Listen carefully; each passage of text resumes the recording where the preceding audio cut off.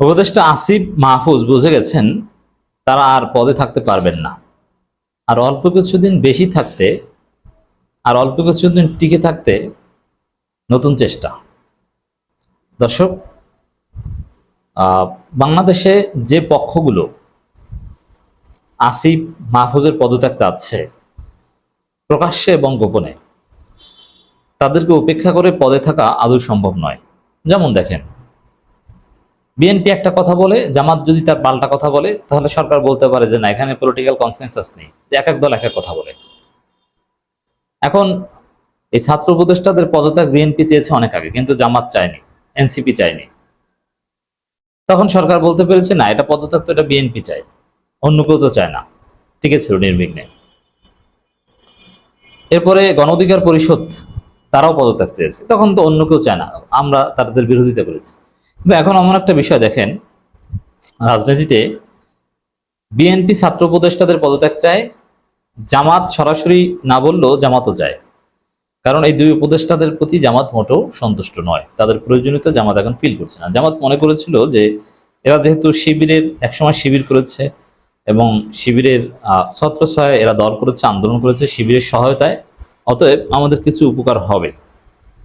কিন্তু দেখলো জামাত যে না, উপকার হয়নি, বরং ক্ষতি হচ্ছে। কি ক্ষতি? ভারতীয় ন্যারেটিভে জামাতকে ঘায়েল করছে, জামাতের বিচার করার উদ্যোগ নিচ্ছে। যেমন মাহফুজরা বলছেন যে জামাত পাকিস্তানপন্থী, আবার আসিফ বলছেন যে পিন্ডির গোলামি চলবে না, মানে জামাত চলবে না। এখন জামাতের লোকজন আবার জামাত শিবিরকে আমৃত্যু আঘাত করার হুমকি দেয়, থ্রেট দেয়, দায় চাপানোর চেষ্টা করে।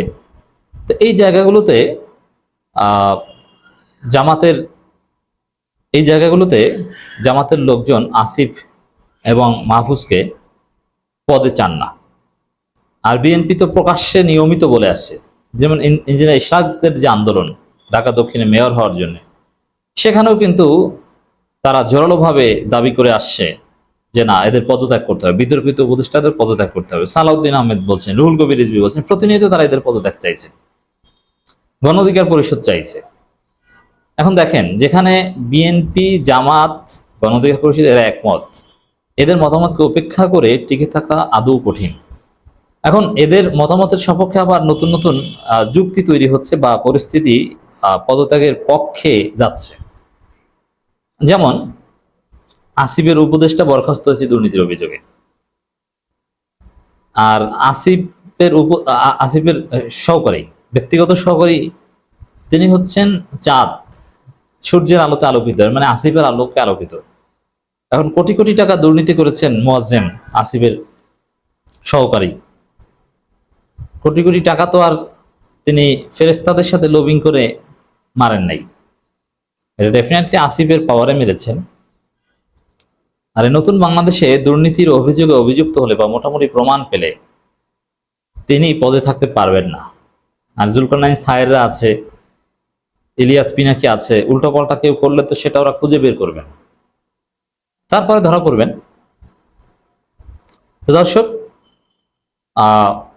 আপনারা জানেন যে দুইজন উপদেষ্টা, এখানে মাহফুজের উপদেষ্টার কথা নাই, কিন্তু মাহফুজ সেম দোষে দুষ্ট, এবং স্বাস্থ্য উপদেষ্টা আর আসিফ মাহমুদ, এদের ব্যক্তিগত সহকারীকে দুর্নীতির অভিযোগে বরখাস্ত করা হয়েছে।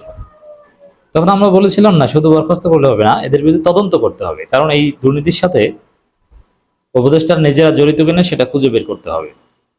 এরপরে দুর্নীতি দমন কমিশন, দুদক, এই দুইজনকে ডেকেছে।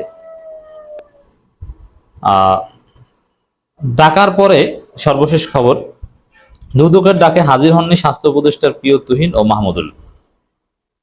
দুর্নীতি দমন কমিশন দুদকের ডাকে হাজির হননি স্বাস্থ্য উপদেষ্টা নূরজাহান বেগমের সাবেক কর্মকর্তা প্রিয় তুহিন ফারাবি ও ডাক্তার মাহমুদুল হাসান।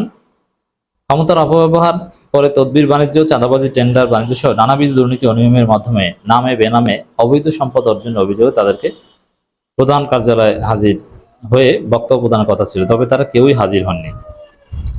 এবং সেম ঘটনা আসিফের, যে এটা এই যে কেন হাজির হননি, এটা ওই উপদেষ্টাদের কারসাজি। এর মানে এদেরকে যদি দুদক জিজ্ঞেস করে, যেমন এই সেম আসিফের যিনি সহ করেছেন মোয়াজ্জেম, তাকেও যদি জিজ্ঞেস করে দুদক, তখন তো ধরা পড়ে যাবে যে না, এরা দুর্নীতি করেছে। এজন্য এই দুদকের আইনি ফাঁকফোকর বা সরকারি পাওয়ার ব্যবহার করে যতদিন এড়িয়ে চলা যায় ততদিন এরা পদে টিকে থাকতে পারবে। আমি বিশ্বাস করি এই মোয়াজ্জেম, তুহিন ফারাবি বা এই ডাক্তার মাহমুদুল হাসান এরা যখন দুদকের জালে আটকা পড়বে, ধরা পড়বে, জিজ্ঞাসাবাদে ধরা পড়বে, এরা জীবন বাঁচানোর জন্য যেভাবে হোক না কেন এরা উপদেষ্টাদের সম্পৃক্ততার কথা বলে দিবে হয়তো। আর বলে দিলে তখন তারা পদে থাকতে পারবেন না, তখন মামলা হবে।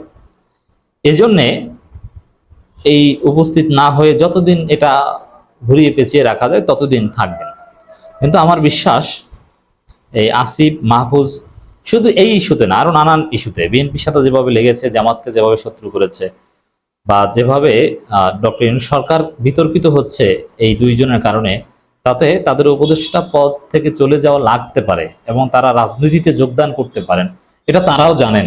হাসনাত আব্দুল্লাহ কিন্তু ইঙ্গিত দিয়েছেন যে না, এরা রাজনীতিতে যোগ দিতে পারেন, প্রয়োজনে আবার রাজপথে আসবেন, কথা বলছেন।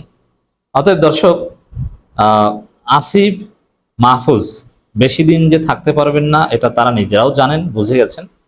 তবে আরো অল্প কিছুদিন টিকে থাকার নতুন চেষ্টা তারা করছেন, এই দুদকের যে তদন্ত এটাকে সহযোগিতা না করে একটু ঘুরিয়ে পেঁচিয়ে রাখার মধ্য দিয়ে।